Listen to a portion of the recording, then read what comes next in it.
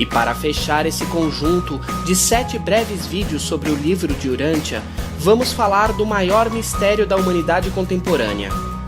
Afinal, quem foi Jesus? Segundo o imaginário coletivo e de nossas crenças atuais, será que Jesus foi apenas um homem comum? Apenas um grande mestre sábio de outrora? Um Messias predestinado? Ou será que foi uma personalidade divina, vinda dos céus para nos salvar do pecado? Bom, segundo o livro de Urântia, Jesus foi muito mais que tudo isso. Como foi falado nos vídeos anteriores, a vinda de um filho auto-outorgado, ou seja, de um filho divino em autodoação, faz parte de uma das revelações de época que um planeta normalmente recebe durante o seu desenvolvimento evolucionário. E aqui na Terra, foi a nossa 4ª revelação de época. O que ocorre conosco é que isso aconteceu de uma forma bem inusitada, pois foi por meio de um filho Micael.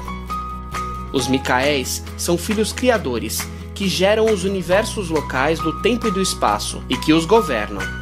Esses criadores soberanos do universo são de origem dual, incorporando as características de Deus o Pai e de Deus o Filho. Cada filho criador, todavia, é diferente de todos os outros.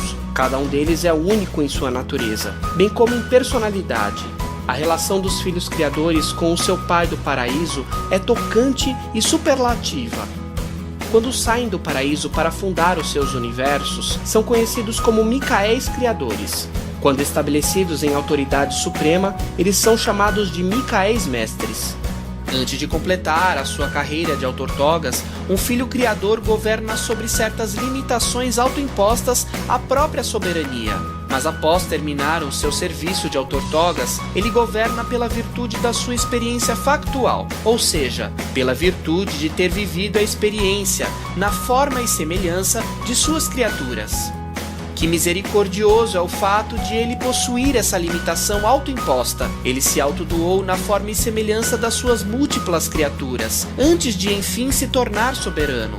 Que exemplo! Quando um criador houver vivido por 7 vezes entre as suas criaturas, quando a carreira de autortoga se der por terminada, então ele está supremamente estabelecido na autoridade do universo, e ele terá se transformado em um filho mestre, um governante soberano e supremo. Para que vocês tenham uma ideia da magnitude de tudo isso, o nosso Micael, conhecido também como Cristo Micael, ou Jesus como encarnou na Terra, é o criador de mais de 3,8 milhões de planetas habitados. E entre todos esses, escolheu o nosso mundo para fazer a sua última autortoga, como um ser mortal evolucionário. Termos recebido o Criador aqui parece uma coincidência sem tamanho, não é mesmo? Mas como já foi falado, estamos em um atraso muito grande em comparação a planetas ditos como normais, e esse atraso foi devido principalmente à rebelião de Lúcifer. E todos os acontecimentos que advêm dessa rebelião e de sermos um dos planetas mais infortúnios, assim como o fato de sermos um planeta experimental, nos fizeram receber, por meio da misericórdia divina, a vinda desse Filho Divino especial, ou seja, Cristo Micael. E é importante destacar que ele não veio apenas para nós. Ele veio revelar o Pai Universal a todos os seus filhos mortais evolucionários, desse amplo universo do qual criou. Portanto, ele não é um exemplo de vida na carne apenas para nós, mas para todos esses planetas do tempo e do espaço, além de vir dar fim à rebelião de Lúcifer como filho do homem. E realmente é lamentável o fato de que o rejeitamos e o crucificamos. Jesus nasceu na carne, filho de José e Maria. Foi um jovem que até os 20 anos carregou um fardo tão pesado que mesmo antes ou depois nunca foram vivenciados de forma equivalente por outro ser em todo o universo. Apesar de não ter tido filhos biológicos, ele foi um grande pai para os seus irmãos. Durante toda a vida, é verdade dizer que ele foi testado em todas as coisas humanas. Sentiu tudo o que sentimos. É literalmente verdade que o Verbo se fez carne e habitou entre nós. Como já foi falado, nada substituirá a leitura do livro de Urântia. Até mesmo o desenvolvimento desses vídeos explicativos tentam interpretar, de forma imperfeita e incompleta, alguns documentos do livro. Mas nada mesmo pode substituir a leitura dos documentos que descrevem a vida de Jesus. Ainda mais do livro de Urântia, que é a maior descrição da vida de Jesus escrita até hoje. Os apócrifos sobre Jesus possuem muito de sua vida, mas muito pouco comparados ao livro de Urântia, além de fatos muito distorcidos da verdadeira vida de Jesus, dos diferentes apócrifos. Que despertar teria o mundo se pudesse tão somente ver como Jesus viveu na Terra e conhecer de primeira mão os ensinamentos dados pela sua própria vida. Mas atenção, o próprio livro nos ensina: não tente viver a vida que Jesus viveu na Terra. Não procure tanto o que ele ensinou, mas sim, procure ver o que ele realmente fez. Inspire a sua vida. Se o cristianismo pudesse abranger mais os ensinamentos de Jesus, daria uma ajuda bem maior ao homem para resolver os seus problemas novos e cada vez mais complexos. O cristianismo, de fato, prestou um grande serviço para esse mundo, pois contribuiu grandemente para a sociedade que possuímos hoje. Mas agora é Jesus que se faz necessário.